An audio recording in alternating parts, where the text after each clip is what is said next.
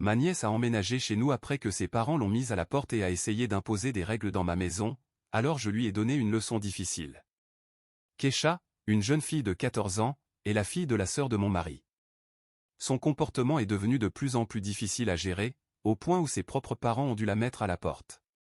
Cette année, elle a été suspendue de l'école à 2 reprises pour avoir provoqué des bagarres avec d'autres filles et elle risque maintenant d'être définitivement expulsée. Pour une élève de 8e année, elle a un tempérament explosif. Ses parents étaient naturellement outrés lorsqu'elle a été renvoyée de l'école. Mais les choses ont empiré lorsqu'ils ont essayé de discuter de son comportement avec elle. Kesha a fini par frapper sa mère. Son père, excédé, l'a éloignée et lui a dit qu'elle n'était plus la bienvenue chez eux tant qu'elle ne changerait pas d'attitude. Elle a donc été mise à la porte. Je crois qu'elle a passé une nuit chez une amie avant d'arriver devant notre porte le lendemain. Mon mari et moi travaillons tous deux à domicile, alors nous étions là lorsqu'elle s'est présentée. Nous étions initialement perplexes, car nous n'avions rien entendu concernant sa suspension ou son altercation avec ses parents. Mais, bien entendu, nous l'avons accueillie chez nous, car elle fait partie de la famille. Kesha nous a raconté que ses parents l'avaient expulsée la veille sans raison apparente. Elle a prétendu que sa mère avait été violente envers elle, ce qui l'avait poussée à venir chez nous. Même en écoutant son récit, nous avions des doutes, car nous savions que Kesha traversait une phase difficile et qu'elle se comportait de manière cruelle ces derniers temps. Mon mari, souhaitant comprendre la vérité, a discrètement contacté sa sœur pour obtenir toute l'histoire. La sœur de mon mari a tout expliqué. Elle a admis que cela leur avait brisé le cœur de la mettre dehors, mais qu'ils ne se sentaient plus en sécurité avec elle dans la maison. Elle a ajouté qu'ils étaient épuisés de laisser son comportement se détériorer sans conséquence. Si Kesha devait apprendre à se responsabiliser, elle devait le faire par des moyens difficiles. Mon mari, qui a toujours eu une tendresse particulière pour sa nièce, n'a pas pu résister à l'envie de l'inviter à rester avec nous temporairement. N'ayant pas encore d'enfant, nous avions suffisamment de place pour l'accueillir. J'étais toutefois inquiète à l'idée de vivre avec une adolescente au comportement agressif, mais j'ai pensé qu'il valait mieux qu'elle soit chez nous plutôt qu'avec des connaissances peu fiables, en attendant que les choses se calment avec ses parents. La première nuit s'est déroulée sans problème. Kesha s'est bien comportée et nous avons partagé un délicieux dîner ensemble. Mon mari et moi espérions que tout son séjour se déroulerait ainsi. Nous pensions qu'elle avait simplement besoin d'une pause pour réfléchir, et que cette période pourrait être bénéfique pour elle.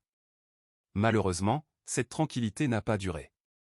Le lendemain, nous avons repris nos activités quotidiennes. Après nos douches, nous avons préparé le petit déjeuner en écoutant de la musique dans la cuisine, puis nous nous sommes installés dans notre bureau à 8 heures pour commencer à travailler. Kesha n'est sortie de la chambre d'amis qu'aux environs de 11h30. Nous l'avons entendue se déplacer dans la cuisine, et nous sommes allés voir si elle souhaitait déjeuner avec nous.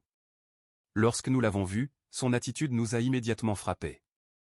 Elle avait un regard dur et semblait mécontente. Je lui ai demandé comment elle avait dormi, et elle a répondu sarcastiquement, « Mal ». Mon mari, indigné par son ton, lui a dit qu'elle ne pouvait pas me parler de cette manière. Elle a répliqué en disant qu'elle serait de meilleure humeur si je n'étais pas aussi bruyante le matin. Apparemment, elle m'avait entendu chanter sous la douche et prétendait que cela l'avait réveillée. Elle nous a ensuite demandé si nous pouvions être plus silencieux à l'avenir. Nous étions choqués. Je n'avais jamais eu un invité, encore moins une enfant, qui me parlait de cette façon. Après cette confrontation, elle s'est retirée dans sa chambre et y est restée pendant des heures. Nous avons repris notre travail, mais nous étions tous deux inquiets pour la suite de la journée. Vers 19h, Kesha est sortie de sa chambre. J'avais mis de côté une assiette pour son dîner, pensant qu'elle viendrait manger. Mais au lieu de cela, elle a jeté une feuille de papier sur le comptoir et s'est dirigée vers la porte d'entrée. Mon mari lui a demandé où elle allait. Elle a répondu qu'elle sortait avec des amis. Il lui a rappelé qu'elle ne pouvait pas sortir seule le soir, surtout sans que nous sachions où elle allait ni avec qui. Curieuse, j'ai regardé la feuille de papier qu'elle avait laissée. Il s'agissait d'une liste de règles écrites à la main. Ma nièce a emménagé chez nous après que ses parents l'ont expulsée et a essayé d'imposer des règles dans ma maison, alors je lui ai donné une leçon mémorable. Je me suis saisi de la feuille de papier qu'elle avait laissée et j'ai commencé à lire à voix haute. Règles de la maison selon Kesha ? Pas de musique ni de chant avant midi.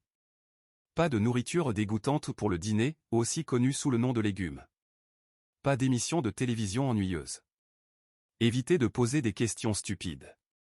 Ne pas entrer dans ma chambre. Mon mari a éclaté de rire en entendant ces règles absurdes, mais Kesha, elle, était totalement sérieuse. Elle s'attendait vraiment à ce que nous suivions ces règles dans notre propre maison. J'en avais assez de cette absurdité. Je suis allé à la porte, j'ai pris mon manteau et mes clés, et j'ai dit à Kesha de monter dans ma voiture. Elle semblait confuse, mais mon ton ne laissait aucun doute, je ne plaisantais pas. Elle est sortie, visiblement contrariée, et est montée dans la voiture. Nous avons roulé en silence pendant environ 15 minutes. J'étais furieuse, et je pouvais sentir qu'elle l'était aussi. Après un moment, Kesha a remarqué qu'elle ne reconnaissait pas cette partie de la ville. Elle a hésité avant de demander où nous allions. Je lui ai répondu que, si elle ne voulait pas rester avec ses parents ni avec nous, je lui montrerais où elle finirait.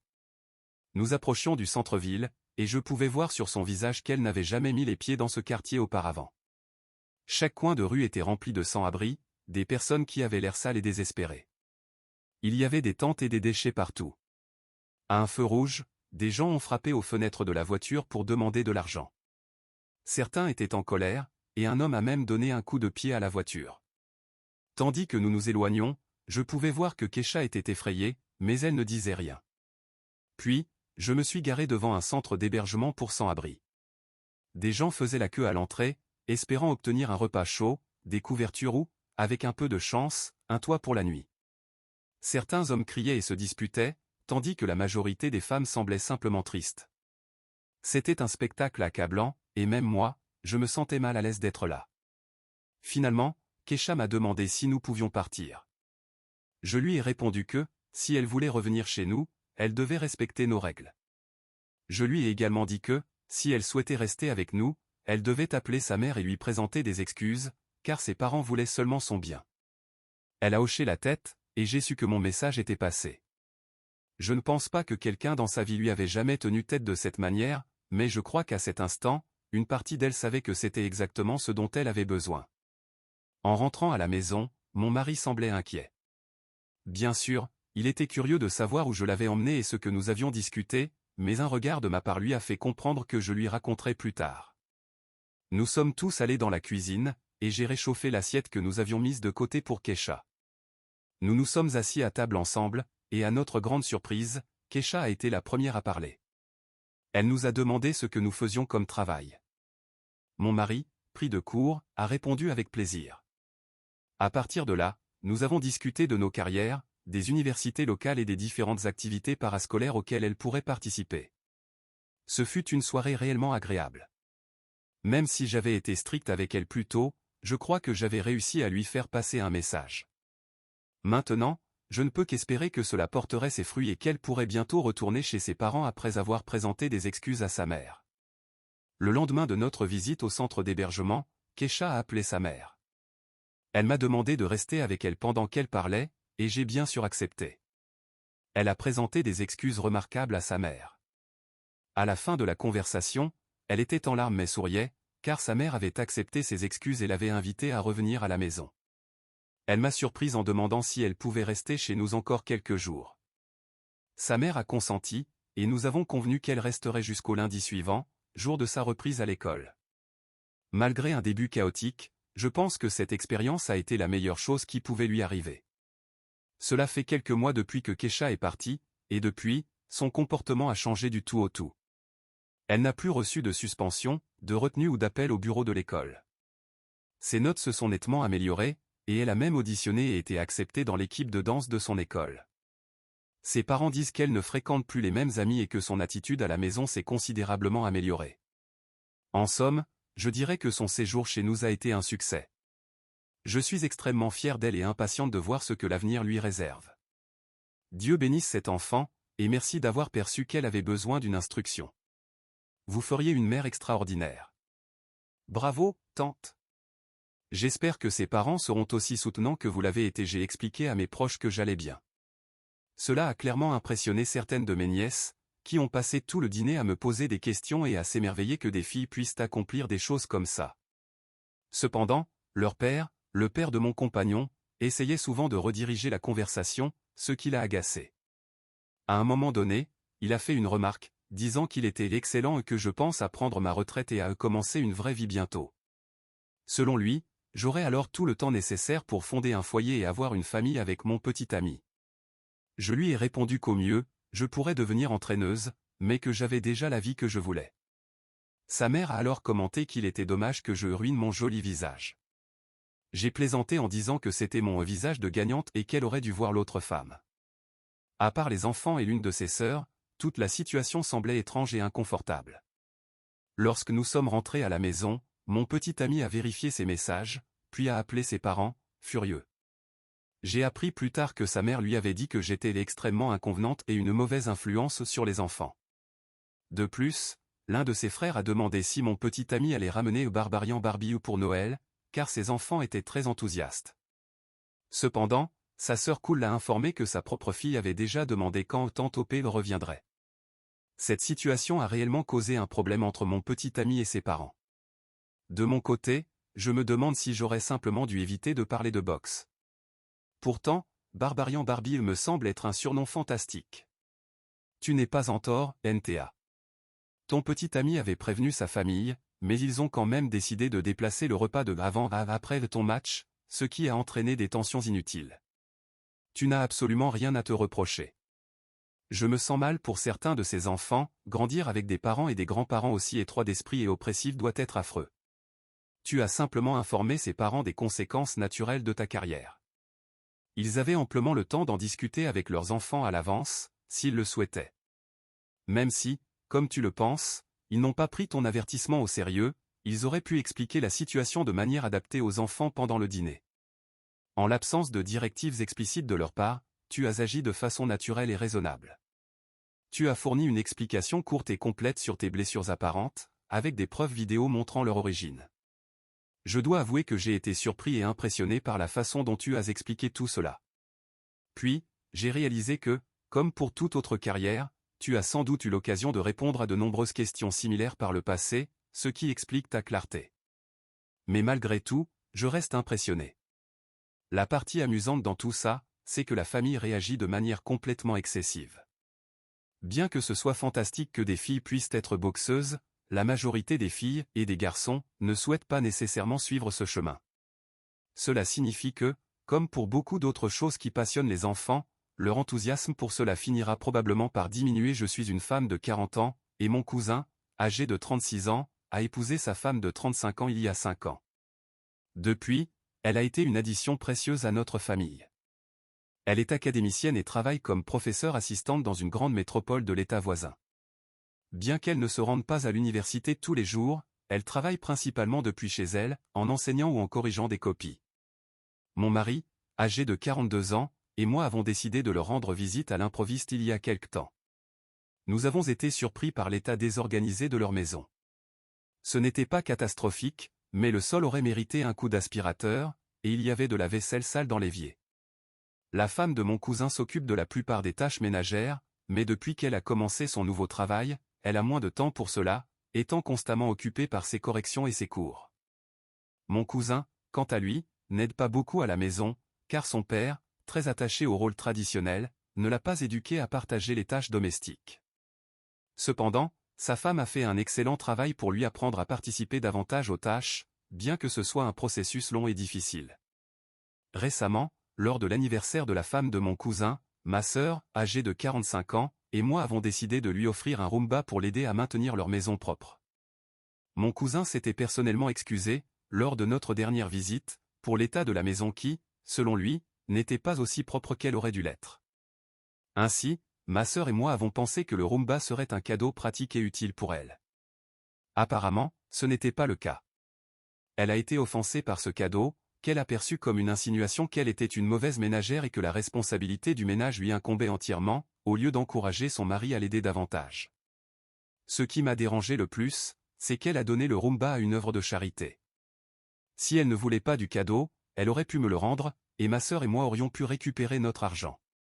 Je ne pense pas être en tort, car elle pourrait vraiment avoir besoin d'un peu d'aide, mais maintenant, mon cousin m'informe qu'elle est toujours en colère et qu'elle refuse d'assister aux événements familiaux.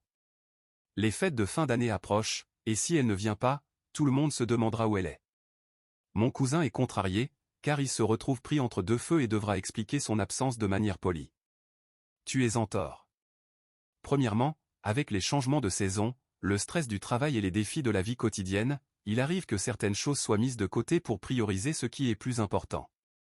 Tu as rendu visite à l'improviste et tu as été surprise de la trouver non préparée pour des invités. Cela arrive à tout le monde, et ce n'est pas une raison pour juger ou offrir un cadeau qui pourrait être perçu comme critique. Deuxièmement, ton cadeau, bien qu'intentionné, a envoyé un message implicite que le ménage était exclusivement son problème. Cela ne prend pas en compte la dynamique du couple ou les efforts qu'elle fait déjà pour équilibrer sa carrière et la gestion de la maison. Plutôt que d'offrir un Roomba, tu aurais pu discuter directement avec ton cousin pour l'encourager à prendre davantage de responsabilités. Troisièmement, donner un cadeau ne garantit pas que la personne l'acceptera ou l'utilisera. Elle avait le droit de se sentir offensée et de disposer du cadeau comme elle le souhaitait. Ce n'est pas à elle de te rembourser ou de te retourner l'argent. Il est compréhensible que tu aies voulu l'aider, mais la manière dont cela a été fait a créé des tensions inutiles. Il serait sage de t'excuser auprès de la femme de ton cousin, non seulement pour le cadeau mal perçu, mais aussi pour le message implicite qu'il portait. Une conversation honnête et empathique pourrait réparer la situation avant les fêtes et éviter que ton cousin ne se retrouve pris dans des conflits familiaux. Il est possible de comprendre une certaine anxiété à propos du ménage si la maison était encombrée au point d'être invivable ou de présenter un danger pour la santé. Cependant, quelques assiettes sales dans l'évier et des sols non balayés ou non aspirés relèvent simplement du désordre quotidien normal. Tu as mentionné que la femme de ton cousin travaille depuis chez elle. Que penses-tu que cela signifie?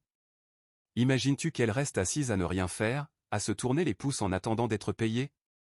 Deuxièmement, tu indiques que le père de ton cousin lui a inculqué des normes de genre traditionnelles. Mais il semble que tes propres parents aient fait de même. Outre le fait de critiquer la femme de ton cousin, tu devrais peut-être réfléchir à ce que tu as intériorisé et te demander pourquoi tu penses que le ménage est une responsabilité qui devrait uniquement incomber à la femme de la maison. Cela relève d'une étrange dissonance cognitive. Pour finir, je suis reconnaissant qu'elle ait donné le cadeau. Tu mérites de perdre de l'argent pour avoir perpétué des stéréotypes de genre et affirmé que la femme de ton cousin ne faisait pas assez. Une fois que tu offres un cadeau à quelqu'un, tu n'as aucun contrôle sur ce qu'il en fait. Mon verdict, YTA, Iureuse Hachol. Tu t'es rendu chez elle, tu as critiqué le niveau de propreté de la maison auprès de son mari, qui, par ton propre aveu, ne fait rien pour aider au ménage, mais tu ne l'as pas critiqué, lui. Elle travaille dur dans un emploi exigeant tout en assumant la majeure partie des tâches ménagères que son mari ne fait pas, et pourtant, tu as jugé approprié de lui offrir un aspirateur comme cadeau d'anniversaire. Pourquoi ne pas l'offrir à lui pour son anniversaire, puisqu'il est celui qui manque à ses responsabilités? En plus, son mari a très mal présenté ce cadeau à sa femme. C'était impoli. Une carte cadeau pour un spa aurait été bien plus appropriée pour elle. Elle travaille dur et n'arrive pas à tout faire parce que son mari refuse de l'aider, prétextant des normes de genre traditionnelles. Peut-être aurais-tu dû acheter un aspirateur et des produits de nettoyage à ton cousin au lieu de sa femme. Offrir un aspirateur à quelqu'un pour son anniversaire est insultant, sauf si la personne t'a expressément dit qu'elle souhaitait en avoir un. Ton cadeau était inadapté et dénigrant. La leçon à retenir? Réfléchis à tes propres préjugés. Ne critique pas quelqu'un qui fait déjà beaucoup sans reconnaître l'insuffisance de son partenaire. Et surtout, souviens-toi que les cadeaux d'anniversaire doivent être attentionnés et non utilitaires, à moins que cela ne soit demandé. Merci d'avoir lu cette histoire. Si vous n'êtes pas encore abonné, pensez à le faire et à activer la cloche de notification pour découvrir d'autres histoires étonnantes de la vie réelle autour de vous.